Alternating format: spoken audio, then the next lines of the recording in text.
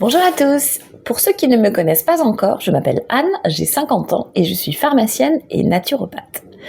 Je viens aujourd'hui vous faire une petite vidéo pour vous parler du kéfir. J'ai commencé à faire mon propre kéfir d'eau et de fruits il y a 2 semaines parce que je suis allée passer un week-end chez des amis et mon ami m'a donné un petit pot de confiture, enfin la taille d'un pot de confiture, avec des grains de kéfir pour que je puisse commencer à faire ma petite fabrication moi-même.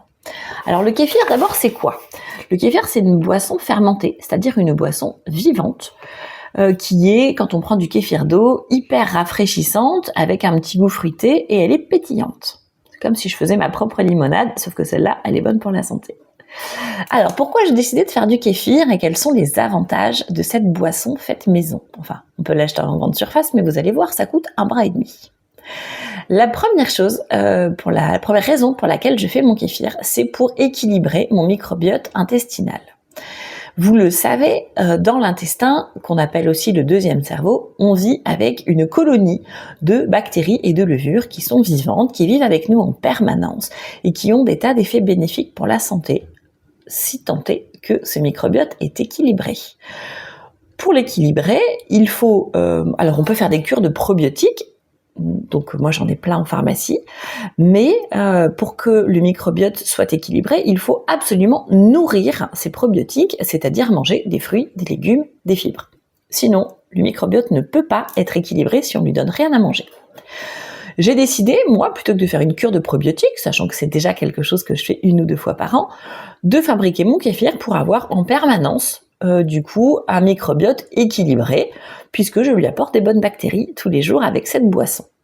Le deuxième avantage du kéfir, c'est de réduire les ballonnements et d'améliorer la digestion.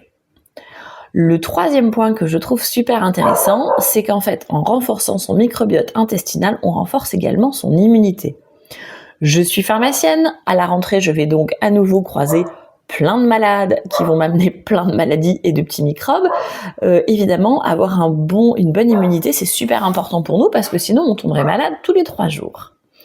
Donc, si je peux le faire de façon naturelle, vous me connaissez maintenant, c'est encore mieux. Évidemment, le kéfir est une boisson, donc la principale chose qu'il m'apporte, c'est de l'hydratation. Sauf que contrairement à l'eau plate, il m'apporte aussi des minéraux. Là, je vais faire du kéfir de figue et ça va du coup m'apporter du potassium et du magnésium, donc tous les jours. La dernière chose qui m'intéresse particulièrement dans le kéfir, c'est la réduction de l'inflammation chronique et du stress oxydatif. Vous le savez maintenant, ça fait 3 ans que j'ai une alimentation anti-inflammatoire et donc c'est intéressant pour moi d'absorber tous les jours, une boisson qui est inflammatoire aussi. Du coup, si ça vous tente, je vous emmène avec moi, vous allez voir le kéfir. C'est juste quelques ingrédients, quelques minutes, c'est rapide, c'est facile et c'est délicieux. On y va ? Alors, on est dans ma cuisine et j'ai déjà préparé ma grande jarre, donc celle-là fait 2 litres, dans lequel au fond il y a mes grains de kéfir et là j'ai juste rajouté de l'eau. Moi c'est de l'eau du robinet, si vous avez de l'eau de source c'est encore mieux, mais personnellement acheter des bouteilles plastiques tous les jours, sachant que je bois à peu près 2 litres par jour, c'est pas possible, donc je prends simplement de l'eau du robinet. Ensuite, on va prendre des figues. Alors ça peut se faire avec des dattes, j'en ai déjà fait avec des dattes, ça dépend, donc là j'ai racheté des figues, donc je vais pouvoir en refaire. Ça c'est vraiment la recette originale. 2 ou 3 figues pour 2 litres, je pense que 3 c'est plutôt mieux. On met les 3 figues, hop, dans le récipient. Ensuite je vais prendre du sucre de canne blond, et là ma petite cuillère ça fait 60 grammes. J'ai pas envie de mesurer à chaque fois, donc je me suis pris un récipient qui me sert de tare, comme ça voilà, je sais, j'ai l'habitude, c'est ça qu'il faut que je mette. Alors, normalement, je devrais rajouter 3 rondelles de citron, bio évidemment, puisque comme on va le faire fermenter, l'idéal c'est quand même de pas mettre les pesticides à l'intérieur. Mais là, je n'en ai plus, j'ai simplement oublié d'en acheter hier, donc je vais mettre du jus de citron pour aujourd'hui, ça fera le travail. Voilà, et vous savez quoi ? Eh ben c'est fini. Voilà. Alors, 2 petites précisions.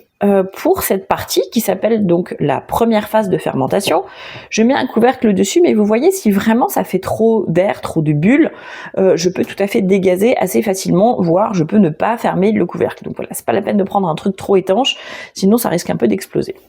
Donc, hop, j'emmène ma petite jarre, je la mets à côté de ses copines. Hop, voilà, sur mon plan de travail, donc à l'air libre, d'accord, sinon ça va arrêter la fermentation. Et vous voyez à côté, j'ai une bouteille et puis une cruche derrière, il va falloir que je mette une autre bouteille.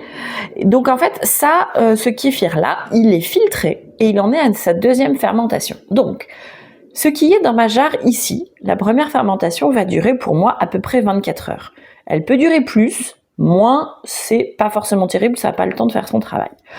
Au bout de 24 heures, je vais filtrer simplement et du coup, je vais mettre mon filtrat ici, que je vais laisser encore 24 heures à l'air libre. Je vais récupérer 20 grammes de kéfir, j'enlève les dattes, le citron et je peux tout à fait recommencer une nouvelle fermentation. Une fois que mes deux fermentations sont faites, je le garde dans mon frigo. Donc là, j'ai 2 bouteilles. Hop, ça, donc c'est pas de la limonade, non, ça c'est du kéfir. Donc j'ai 2 bouteilles. Là en fait, il est fermenté, c'est bon, il est prêt à consommer. Et vous voyez, je le mets dans des bouteilles à limonade parce qu'en fait, il y a des bulles, donc il y a du gaz à l'intérieur. Il faut pouvoir dégazer régulièrement. Donc là, on n'a pas bien entendu. On va essayer ici. Ouais, bon, c'est pas terrible avec une main. Peu importe. Mais bref, ça fait le même petit bruit que la limonade quand ça se dégaze.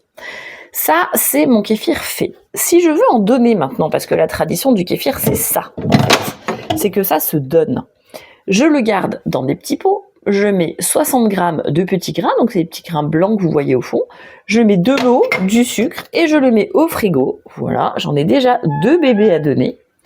Je le mets au frigo et là, il est prêt. Hop, et voilà.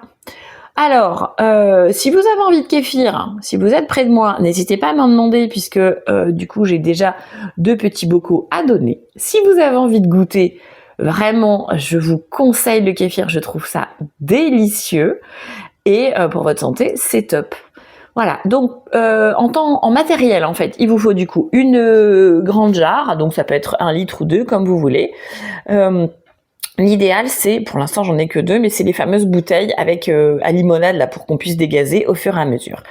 Voilà, je vous souhaite une bonne dégustation si vous êtes curieux et si vous avez envie d'en faire vous-même. J'espère que cette vidéo vous a plu. À très bientôt.